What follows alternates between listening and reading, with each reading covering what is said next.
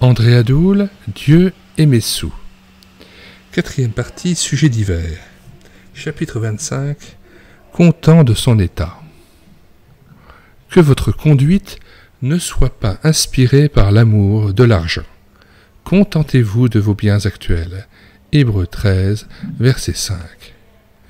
Que me conseillez-vous me demanda un jeune professeur. Je suis dans l'enseignement, au bas de l'échelle. Aussi mon salaire est-il des plus modestes.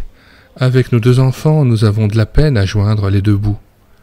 Or, je reçois une proposition d'emploi à Anvers, où je gagnerai le double.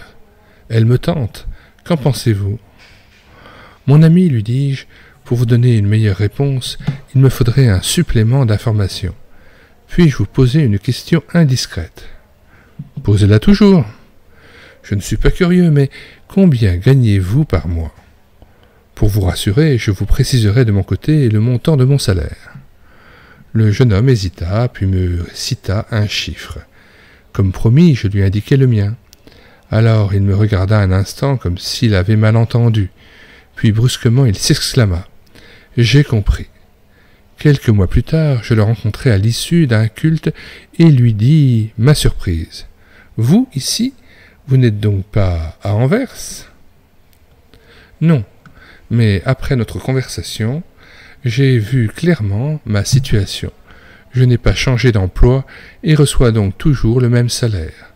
Or, maintenant, non seulement nous bouclons, mais plus encore, nous mettons de l'argent de côté. » Pour se rendre à son travail, une épouse accomplissait dans les embouteillages de l'agglomération parisienne 140 à 150 km par jour. Elle vint vers moi pour être aidée. La voyant à bout de souffle, perturbée, je lui conseillai de quitter son emploi et de s'occuper des siens. « Mais, me dit-elle, nous venons de construire un pavillon et tous les mois nous avons des traites à payer. Or, les échéances reviennent vite et les mensualités sont importantes. 2 salaires sont indispensables pour honorer nos signatures. » Malgré ces vraies raisons, je n'en débordais pas et encourageais cette maman à cesser son activité. Je l'assurais que l'argent le plus facile à gagner est celui que l'on économise. Durant 4 ou 5 mois, je fus sans nouvelles de cette dame. L'avais-je fâchée? Non, car elle me donna signe de vie en me lançant une carte, respirant la joie. J'ai enfin accepté de suivre votre conseil. Non sans hésiter, j'ai renoncé à mon travail et à notre surprise nous avons retrouvé notre équilibre financier. Quant à moi, je suis au meilleur de ma forme et nos enfants apaisés nous réjouissent. Nous pouvons en famille nous réunir autour de la Bible et vivre ensemble une vie normale. Nous sommes heureux. Quel témoignage! Certes, la vie moderne exige beaucoup.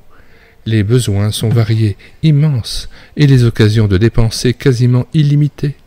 Je dois résister à la tentation de goûter à tout. Les produits sont si alléchants, si bien présentés, et accepter de vivre en fonction de mes ressources.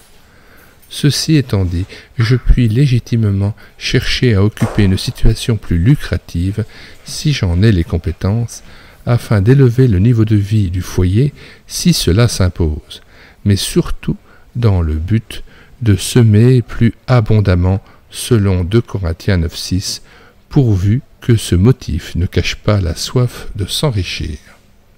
2 Corinthiens 9,6, sachez-le, celui qui sème peu moissonnera peu, et celui qui sème abondamment moissonnera abondamment.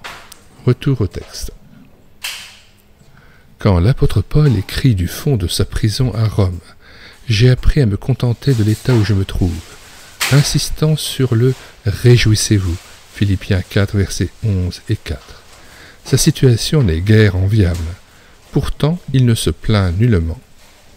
S'il parle de disette, verset 12, et de tribulation, verset 14, c'est seulement pour encourager ses amis de Philippe si généreux à son égard. Philippiens 4, 14, 16 et 17. Leurs dons sont tombés à point.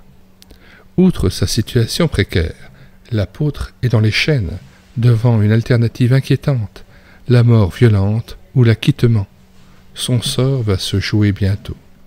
Pire que tout cela, des frères prêchent contre lui pour le discréditer, parvenant à faire le vide autour de lui. Je n'ai personne qui partage mes sentiments, chapitre 2, verset 20, reconnaît-il avec tristesse. Alors pourquoi l'apôtre est-il si heureux en dépit de la pauvreté, de l'hostilité et de la mort qui le guette? Son secret tient en un seul mot, Jésus. Il est son bien suprême. Rien ne lui est comparable.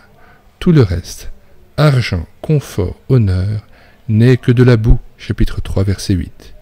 Vivre près du Maître, le servir avec zèle dans une communion de tous les instants, voilà sa joie. Les insatisfaits, perpétuels mécontents, ont les yeux ailleurs, rivés sur les biens terrestres. Celui qui aime l'argent n'est pas rassasié par l'argent, reconnaissait l'opulent Salomon, Ecclésiaste 5, verset 9. C'est pourquoi la vigilance s'impose. Je n'imiterai pas telle épouse insatiable. Elle harcelait son mari, estimant son salaire insuffisant, alors qu'il occupait une situation des plus enviables. Conséquence, le foyer est aujourd'hui en pleine débâcle.